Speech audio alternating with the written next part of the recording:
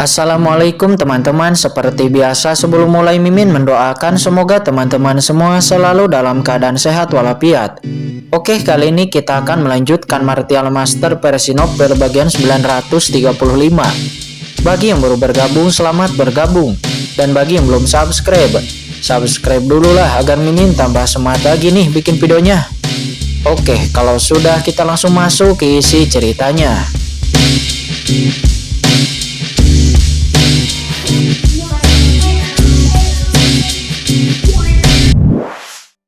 Cukup untuk menciptakan kekuatan tingkat atas.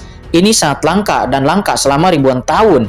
Tetapi sekarang, sebenarnya ada dua guru suci tahap akhir yang muncul sekaligus. Adegan semacam ini langsung mengejutkan semua orang. Xiao Hojun, kamu tidak cukup kuat. Setelah sekian lama, Anda belum bisa membunuh mereka yang ingin menghancurkan terobosan Tuan Muda. Pantas saja kamu begitu malu saat berada di surga lain. Kata sosok api itu, dia berjalan keluar. Dia terkekeh pelan kepada Xiao Hojun sangat bangga. Ternyata itu adalah Huo Tua. Basis kultivasi Huo Tua adalah yang kedua setelah Xiao Hojun.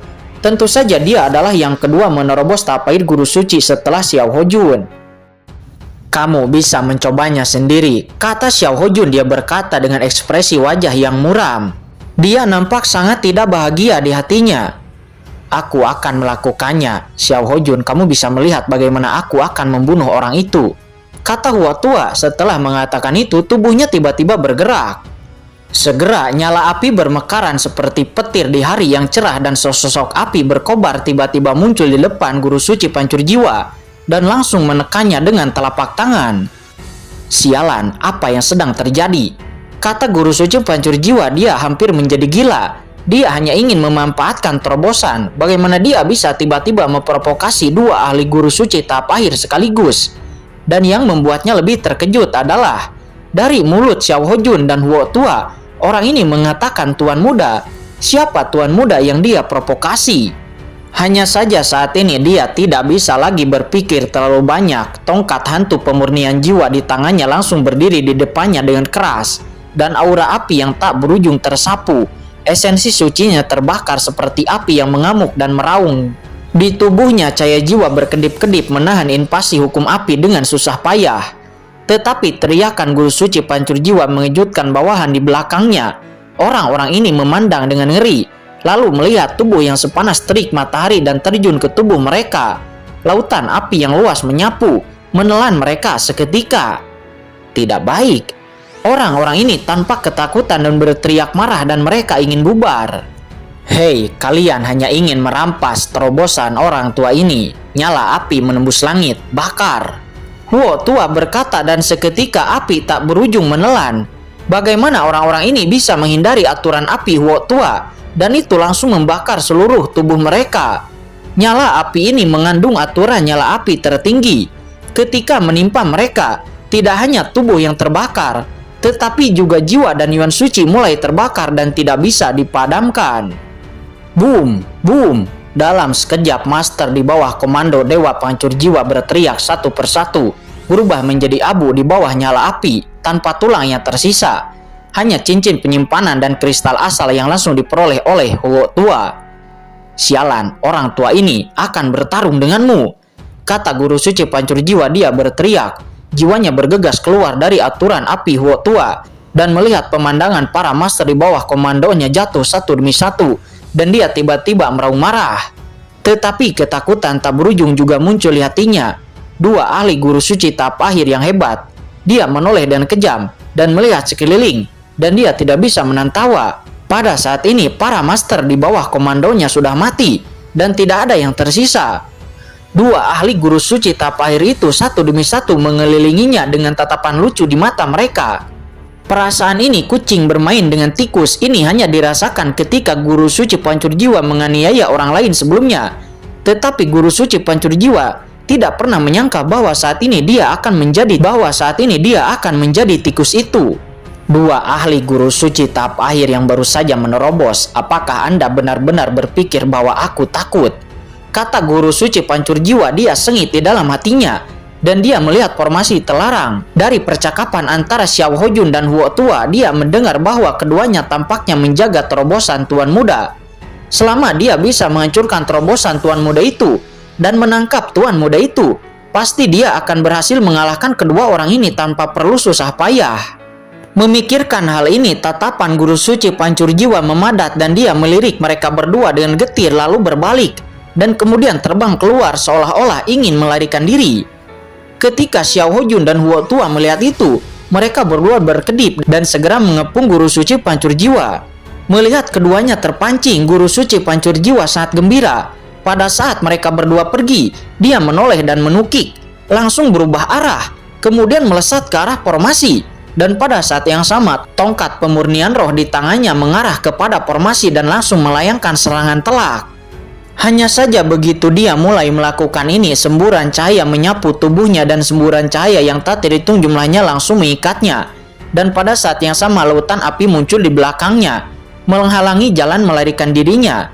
Itu adalah Huo Tua dan Xiao Hojun yang membuat tembakan. Adapun guru suci pancur jiwa yang melakukan serangan kepada formasi, Xiao Hojun dan Huo Tua sama sekali tidak memblokirnya. Melihat itu, guru suci pancur jiwa terkejut. Dia melihat senyum mengejek yang mekar dari mata Huo Tua dan Xiao Hojun. Dia sepertinya tahu bahwa dia melakukan ini secara normal, tetapi dia tidak mencegahnya menyerang formasi terlarang. Apakah kedua orang itu tidak takut aku membunuh tuan mudanya? Atau apakah tidak ada tuan muda sama sekali di dalam formasi ini? Gumam guru suci pancur jiwa. Namun begitu dia memikirkan hal ini, dia tiba-tiba merasakan hawa dingin di sekitarnya. Dan guru suci pancur jiwa tiba-tiba merasakan krisis tanpa alasan. Dan napas kematian segera menerkam ke arah wajahnya. Merasakan itu, guru suci pancur jiwa sangat waspada. Dia menyadari bahwa ini tidak baik, dan tiba-tiba dia berteriak. Segera energi hitam pekat keluar dari tubuhnya lagi, langsung membungkusnya, mencoba menahan niat membunuh yang entah dari mana datangnya. Segera setelah menyelesaikan semua ini, guru suci pancur jiwa melihat bahwa di depan batasan formasi, cahaya pedang tajam menyala. Pria yang memegang cahaya pedang adalah pria kuat yang luar biasa, yang tubuhnya dipenuhi dengan napas tap air guru suci. Dari formasi itu muncul seseorang lagi dengan tembakan keras, pedang bersinar menembus langit, merobek kehampaan. Dan itu langsung muncul di depan mata guru suci pancur jiwa. Apa itu adalah guru suci tahap akhir lainnya? Apa sosok yang saya provokasi? Kata guru suci pancur jiwa, matanya melotot dan hampir keluar, dan dia tidak bisa menahan diri untuk tidak mengeluarkan suara keras. Apa yang dia lihat dan dengar hari ini melampaui pengalaman hidupnya. Tidak apa-apa untuk bertemu dengan seorang ahli guru suci tahap akhir yang mahir dalam formasi. Meskipun seorang master formasi jarang, tetapi mungkin saja untuk bertemu. Namun kemudian sebenarnya ada master guru suci tahap akhir lainnya yang memiliki aturan api dengan kekuatan api yang menakutkan.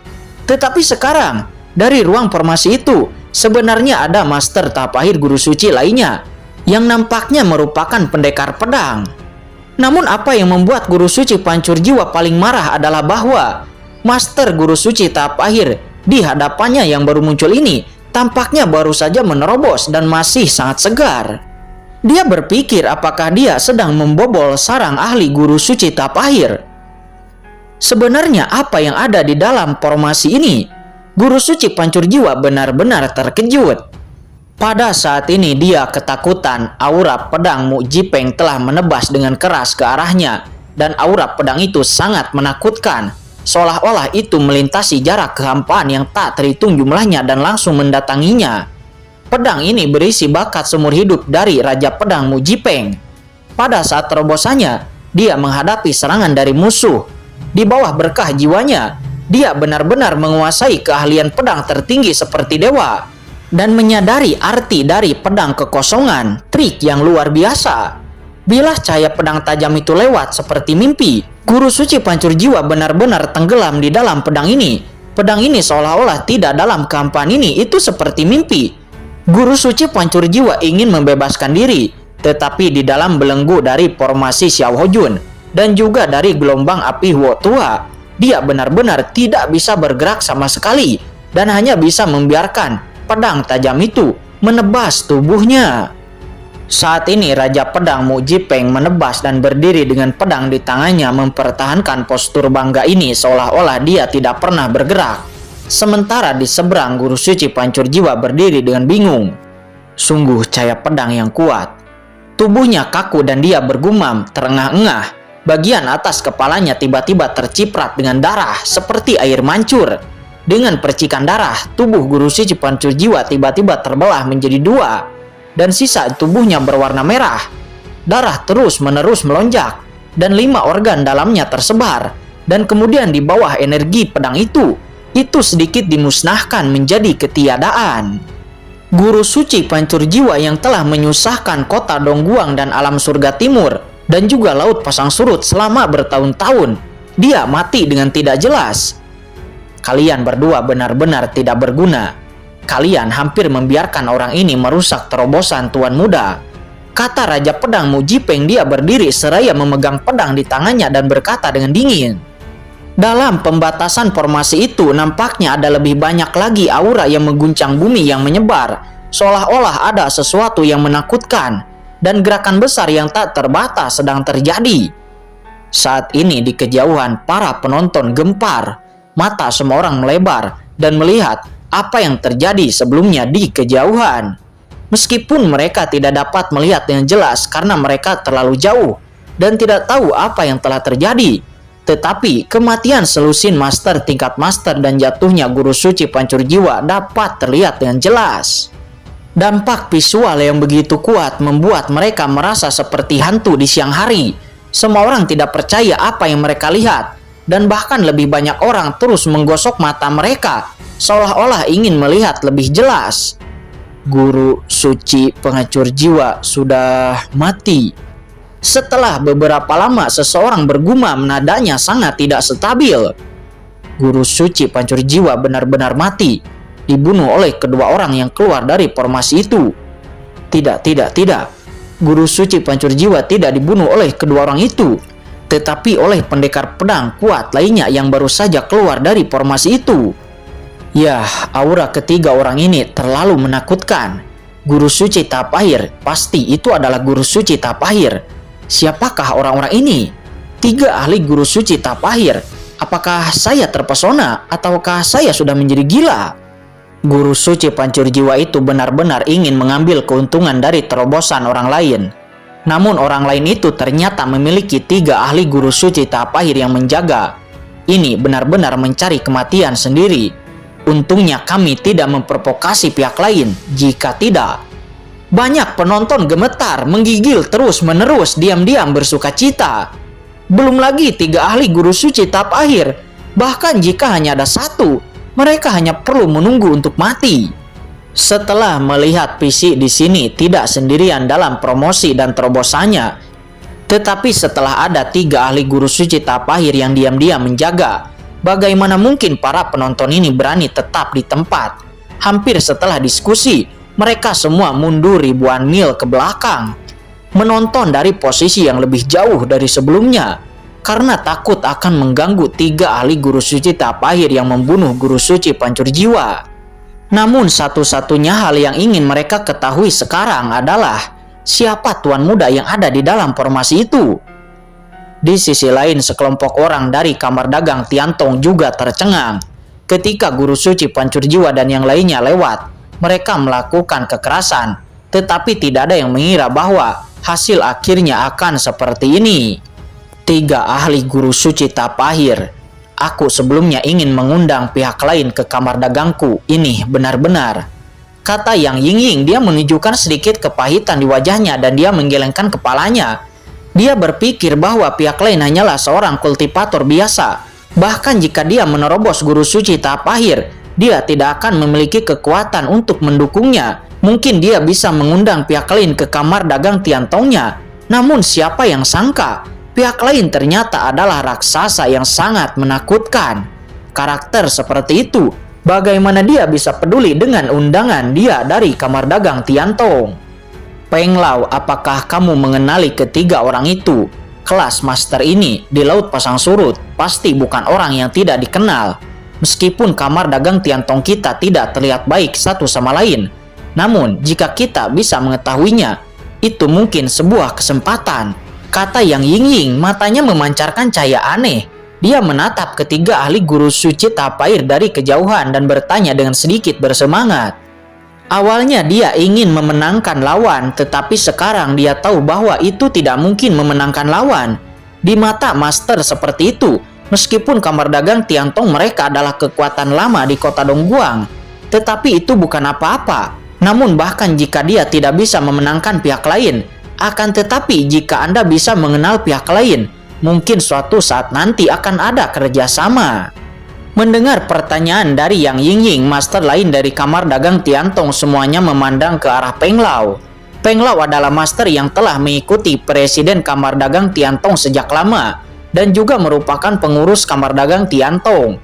Dia telah melakukan perjalanan ke utara dan selatan selama puluhan ribu tahun dan bahkan alam surga lainnya. Meskipun basis kultivasinya hanya guru suci puncak jangka menengah, namun saya khawatir tidak ada seorang pun di seluruh kamar dagang Tiantong yang melebihi pemahamannya. Menghadapi pandangan dari semua orang, Peng Lao sedikit mengernyit. Nona, salah satu dari ketiganya adalah master formasi tingkat atas, dan yang lainnya adalah ahli api tahap akhir, dan yang terakhir adalah pendekar pedang. Meskipun saya memiliki banyak master di kota Dongguang, tetapi nampaknya sangat berbeda dengan ketiga orang ini, kata Peng Lao.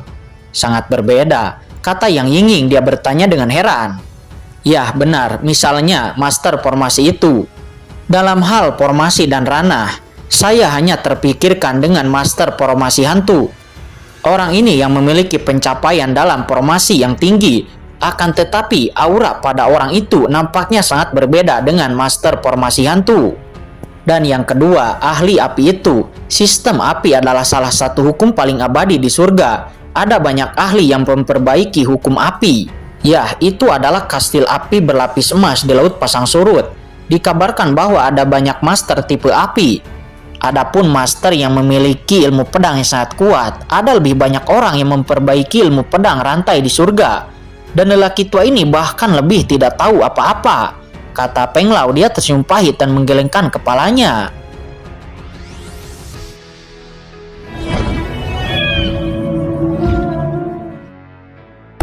Oke guys, sudah dulu ya. Jangan lupa subrek biar lanjut terus ceritanya.